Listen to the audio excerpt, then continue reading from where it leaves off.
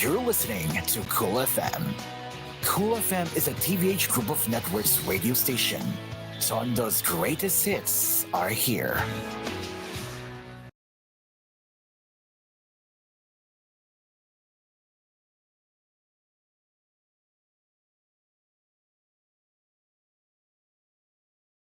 You are listening to Cool FM. Live from Cool Studios. This is Cool News Primetime.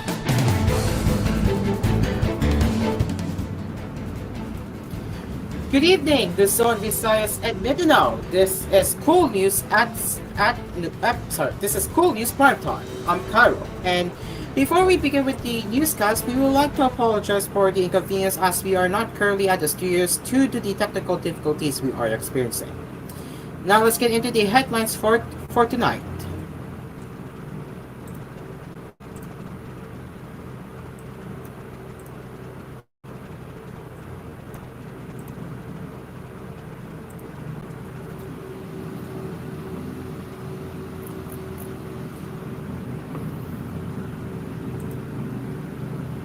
Just to confirm, as you can see, our fellow studios that we just published is having a major issue right now, so I cannot show you right now. So let's get into the main headlines for tonight. Retired Police Colonel Lorena Garma said restoring the trust of the people to the Philippine National Police is one reason why she revealed the real stories behind the past administration's brutal drug war during Friday's House Squad Committee hearing. Garma, also a former Philippine Charity Sweepstakes Office General Manager, revealed to the Quad Committee that the administration of former President Rodrigo Duterte implemented a reward system for police officers who would carry out killings of those included in the drug list. The reward system, similar to the Davao template, ranged from 20,000 pesos to 1 million pesos per hit. I realize the truth will always set us free, Mr. Chair, and at least I will be able to contribute if we really want to make this country a better place to live and for our children, Garma answered when asked by Santa Rosa City Representative Dan Fernandez on what forced her to tell the truth. I think we have to do something to bring back the trust to PNP and for PNP to have a reform, Garma said in a mix of Filipino and English. Garma said it took her a week of contemplating before saying the truth to the Quad Committee. When asked by Fernandez if she was forced to execute the affidavit, she answered, "Wala po, Mr. Chair. It took me 1 week to make some reflections." Fernandez then pointed out Garma, saying she fears for her and her family's safety, to which the lawmaker asked, "You were saying earlier that you are fearing for you and your family's life. What are you scared of?" Garma responded that fear comes along in speaking the truth, adding that it's normal, Mr. Chair. When you speak the truth, you cannot please everyone. But still, it took me 1 week to make reflections, and I realized I need to do my part. Further, House Senior Deputy Speaker Aurelio Gonzalez Jr. echoed Garma's motivation for a reform of the PNP. Yes, Mr. Chairman, we are all on the same page. That's why we are doing this to fix PNP. Excuse me, I think we forgot to. And for extrajudicial killings and drugs to be gone, Gonzalez said. Police Lieutenant Colonel Santi Mendoza previously told the Quad Committee during its 7th hearing that Garma and former National Police Commissioner Eduardo Leonardo ordered him to kill PCSO Board Secretary Wesley Baraguga for 300,000 pesos in July 2020. Meanwhile, Kerwin Espinosa also revealed in the same Quad Committee hearing that former PNP chief and incumbent Senator Ronald Bota de la Rosa ordered him to implicate former Senator Laila de Lima in the illegal drug trade. In April 2022, Espinosa recanted his allegations against de Lima, saying that they were all false and he was coerced to make the statements.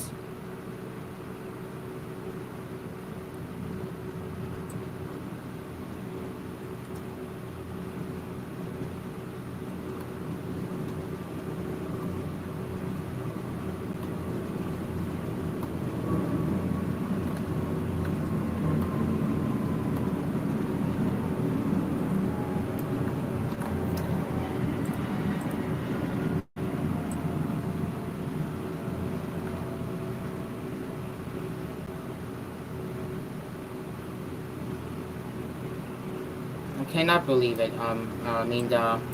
Our Cool Studios is unfortunately having major technical difficulties. which is unfortunate. And as of right now, the assets are still loading, it seems. So it's gonna take a lot of time before it works. So yeah, gonna have to wait, I guess. All right, so let's continue where we left off here.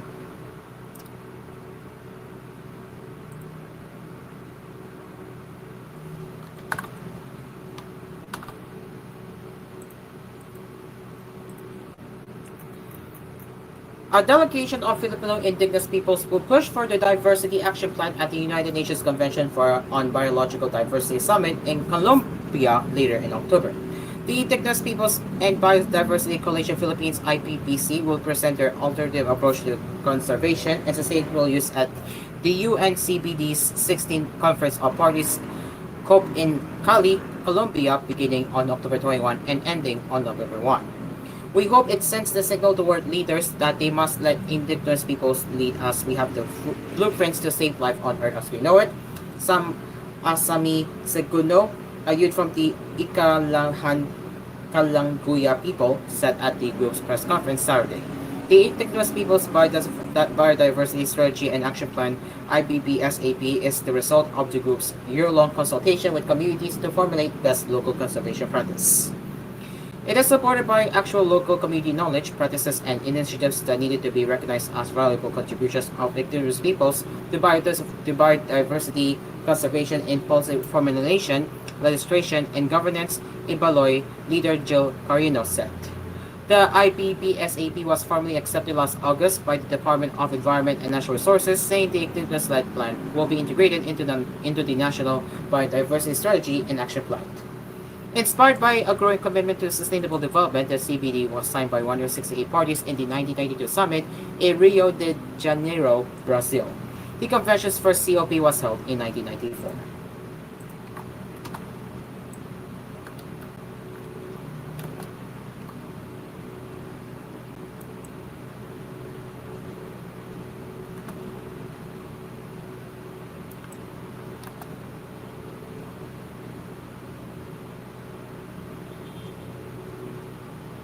Okay,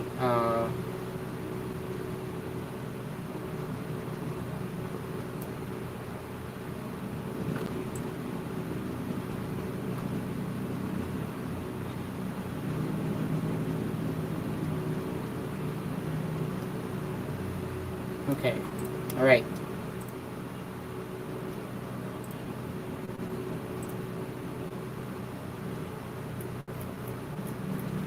Give me a moment, guys. Sorry, apologies for some.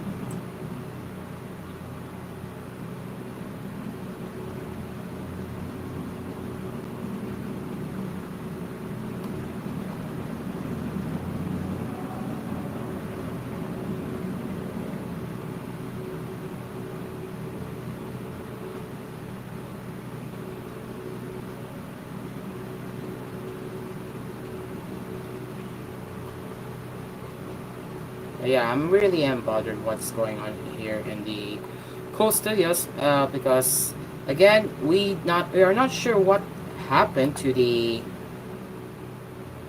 again we are really sure what happened to the Cool Studios, and you can tell it fell off. So sorry about this one here.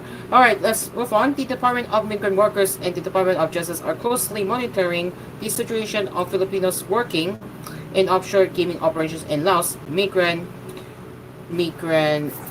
workers, as Secretary Hans Katak said on Saturday. And we are continuously monitoring the situation of POCO workers. There are still POCO workers left there that are being assisted by Ambassador Ampantong. According to Katak, DMW, DOJ, and other law enforcement agencies are running up the syndicates involved in recruiting Filipinos in the offshore gaming operations in Laos. The Migrant Workers Secretary also said that the syndicate was uncovered by Amantong after several Filipinos working for the offshore gaming operations returned to the Philippines. Katak also shared that Amantong informed him that 160 Filipinos involved in offshore gaming operations have been sent home. And I think that the crackdown is important. That's why we were working closely also with the DOJ. We ask for a statement every time a Filipino is sent home by the ambassador for our anti-illegal recruitment, and after that, they identify a Philippine element or Philippine recruiter, which we submit immediately, Katak said in a mix of Filipino and English. We endorse this immediately to the DOJ for appropriate filing of complaints to the fiscal, Katak added in Filipino. Department of Foreign Affairs Assistant Secretary Daniel Espiritu said last Friday that the Philippines is cooperating with other countries to rescue human trafficking victims. Espiritu also said that there are counterparts of POGO in other ASEAN member states. Meanwhile, 135 overseas Filipino workers who were victims of cyber scam hubs in Laos previously returned to the Philippines. The Department of Foreign Affairs said that the OFWs got involved in the operations of cyber scam centers at the Golden Triangle Economic Zone in Bacau province in Laos. It is now 9:11 in the evening, and we will get into the international headlines, sports headlines, and entertainment headlines, and more when we return here on koolNews Primetime. So stick around, people. We will be right back.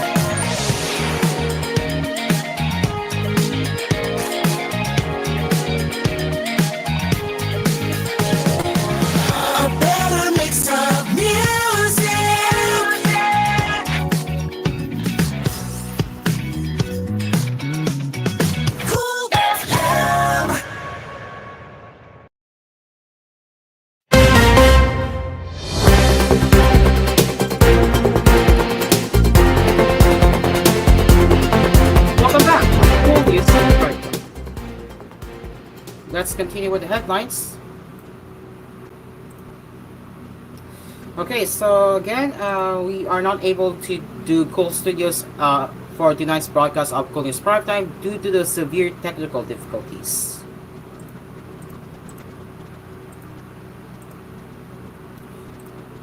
Alright, let's continue with the headlines. The Commission on Elections COMELEC has extended the deadline for the filing of petitions against nuisance candidates. In a notice posted on social media on Friday evening, the COMELEC said the deadline was moved from Monday, October 14 to Wednesday, October 16. Please take notice that the Commission and BAC approved the extension of the deadline for the filing of petitions against nuisance candidates from Monday, 14 October 2024 to Wednesday, 16 October 2024 from 8 a.m. to 5 p.m. In view of COMELEC Memorandum dated 11 October 2024, in relation to Memorandum Circular Number 66 of the Office of the President on work suspension in the cities of Manila and Pasay on 14 and 15 October 2024, it said. In its memo dated October 11, the call body noted that the extension is pursuant to the order of Malacanang suspending government work on set dates for the holding of an international event in Pasay City. On Thursday, Malacanang announced the suspension of government work and classes at all levels in the cities of Pasay and Manila on October 14 and 15 to make way for the holding of the Asia Pacific Ministerial Conference on Disaster Risk Reduction. The event is expected to lead to increased travel among the participants. The COMELEC said it is giving the public 5 days up to the end of the filing period of certificates of candidacy to file petitions against aspirants who are seeking national or local posts in the May 2024 midterm polls.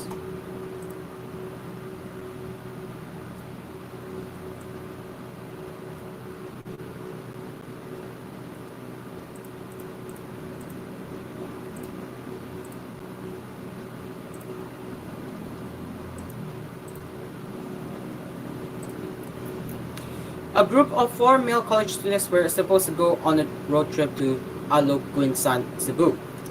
But their early morning travel on Saturday, October 12, resulted in the death of the hatchback driver, who was identified as aeronautics student John Raydell Book, age 20, and one of his companions, Steven Bernino, 18. 2 others, Rev. Luther Alolo, 19, and Jade Engel, 22, remain in critical condition due to the seriousness of the injuries. Authorities said the block's hatchback car encroached the northbound lane of the national highway in City of Bulacan, Barangay Jao in Pinamunggajan, Cebu, and collided with an approaching prime mover at around 3:15 a.m. Police Major Kilfred Boroman, chief of Pinamunggajan Police Station, said that the group name came from a drinking establishment in Toledo City and were supposed to travel to Aluguin's St. Town to visit the girlfriend of one of Block's companions. Block, the hatchback drivers, is from Barangay Tubok in Toledo City, while Saborino is from Ormoc City.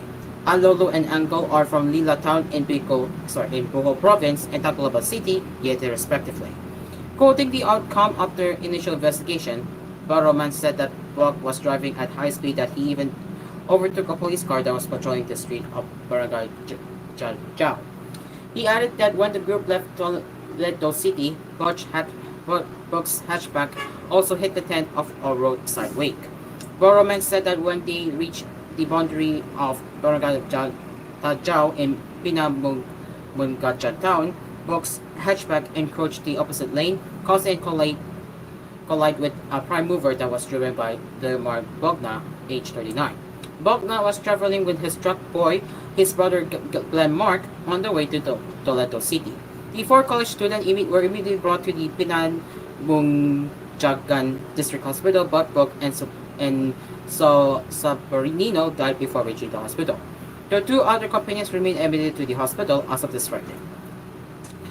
Bogna has surrendered to the police. He told police investigators that he already saw the swerving hatchback from afar. When he saw the vehicle head at his direction, he immediately stepped on his brakes, hoping to reduce the impact or avoid a possible collision. In fact, one of his truck's wheels exploded. Still, he was unable to avoid the hatchback, which hit the driver's side of his prime mover. Despite this, a complaint for reckless imprudence resulting in homicide and damage to property will likely be filed against Bogna. And while he insists on his innocence, Bogna said he wanted to apologize to the families of the 4 college students. The police, for its part, will continue to investigate the accident to especially determine what caused the collision, Boroman said.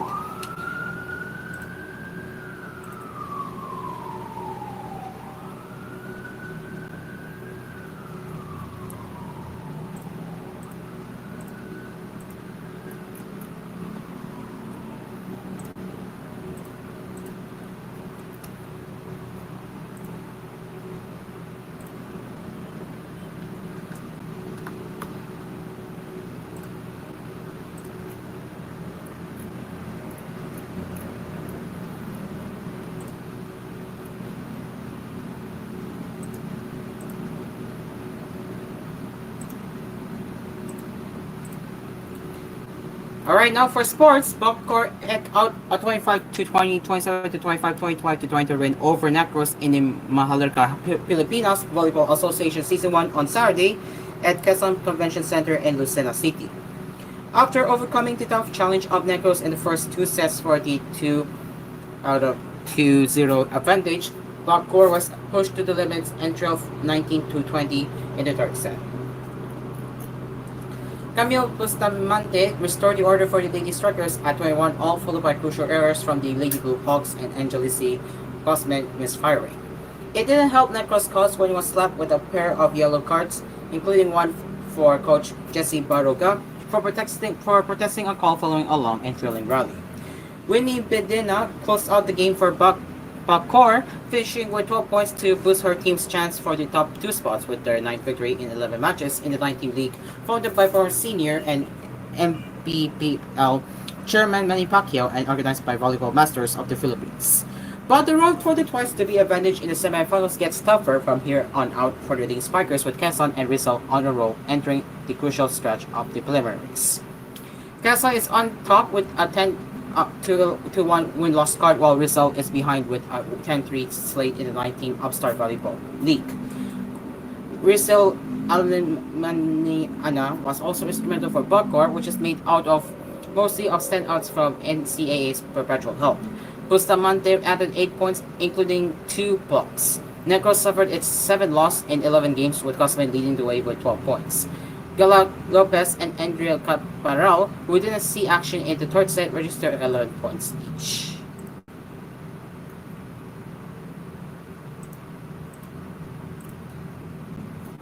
And for NCAA fans out there, Zambida continued to surge at the start of the second round of the NCAA Season 100 men's basketball after notching its 4th straight win. The Red Lions downed Arellano with 79-65 at San Juan Arena on Saturday to bounce back from their first round loss against the Chiefs and improve to a 7-3 card. San Beda newcomer Bismarck Lina led the charge with 20 points and 7 rebounds, while Yukin and Rada scored 15 in the win. Latest college press corps player of the week, Jomel Puno, also proved his mettle anew with a double-double of 14 points and 10 rebounds. Lawrence Bulong dropped 16 points and 5 rebounds, but to no avail as the Chiefs dropped a 3-7 card. Jaden Ongotan also scattered 10 points in the loss.